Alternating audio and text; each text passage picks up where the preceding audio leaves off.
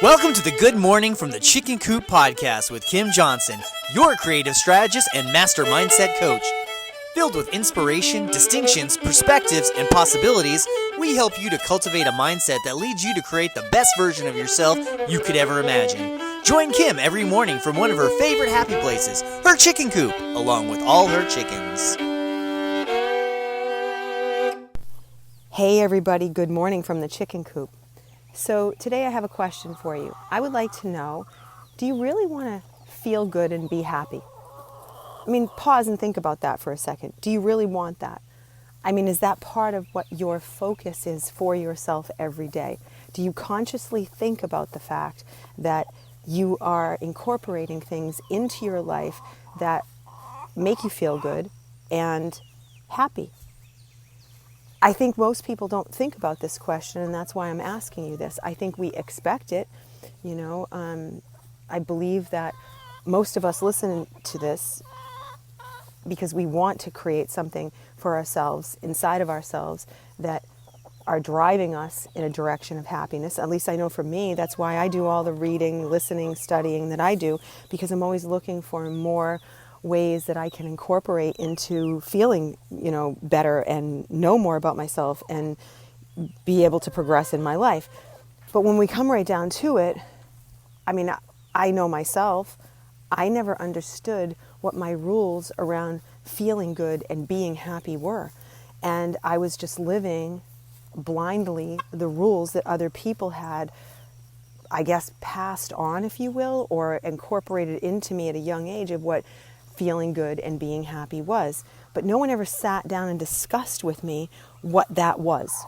And when you start to think about, gosh, I'm not happy, you really start to dig into the parts of yourself that you need to in order to figure this out. And that's, I think, the essence of what I do with my clients all the time, is we're constantly talking about, is this something that you really want? Is this going to make you feel good? Is this going to make you happy? And ultimately, let me be very clear about this. Happy is a choice. You can choose to be happy no matter what is going on. You can choose to be happy. And this is not something that I'm making up. This is a theory you can absolutely read about all over the place. Happiness is a choice.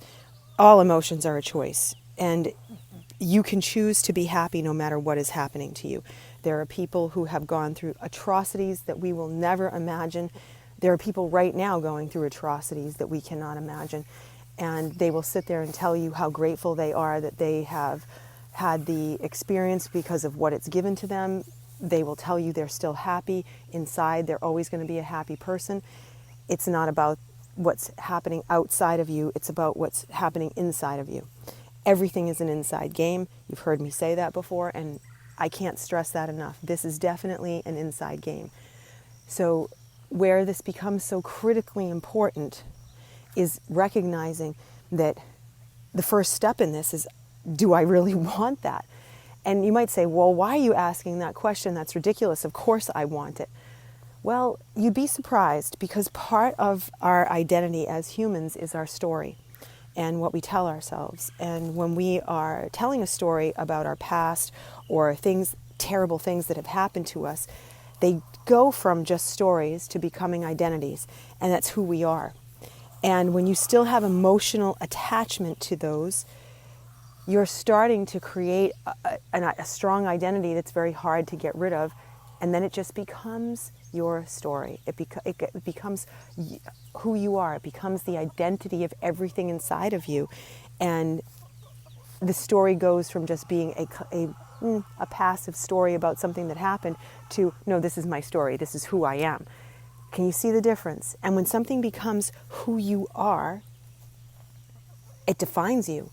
And you let it define you, because there are so many aspects of us that we don't have to let define us. We decide who we are. We decide what we want to be and how we want to show up in this world.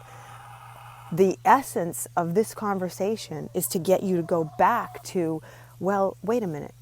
Do I really want to feel good? And do I really want to be happy? Yes, I do. Okay, then if that's the case, and you genuinely mean that, then you have to look at what you're telling yourself every day about your identity and your stories so that you stop telling them. So let me give you a great example. So it's not just some, ethereal conversation we're having here.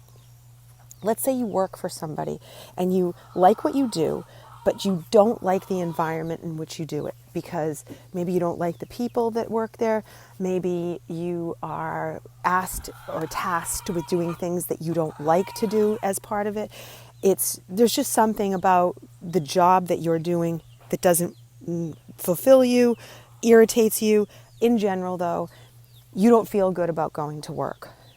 Now, if you stop and you pause, can you see that moment that you say, oh, I don't want to go to work, I don't like being there, I don't like being there. Every time you tell yourself that, you're disempowering yourself, because it's a focus and an intent before you even get there. Before you even walk in the door, you're having an issue with going. You're having an issue with being there. And ultimately, I could sit here and say to you, we all have choices. You could get a different job. You don't have to go. That is true. You might say, well, I can't. It's for this reason or this reason or this reason. Whatever the reasons are, okay, great. But ultimately, when you are in that space, when you are in that environment, nobody can crawl into your head and make you feel something that you don't want to feel.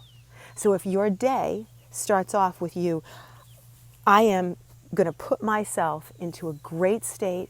I'm going to stay focused. I'm going to drive my bus. I'm going to have my optimism drive my bus. I'm going to have my focus drive my bus. And I'm going to get in there and I'm going to have just a kick-ass day where I control my thoughts all day long and no one else controls them.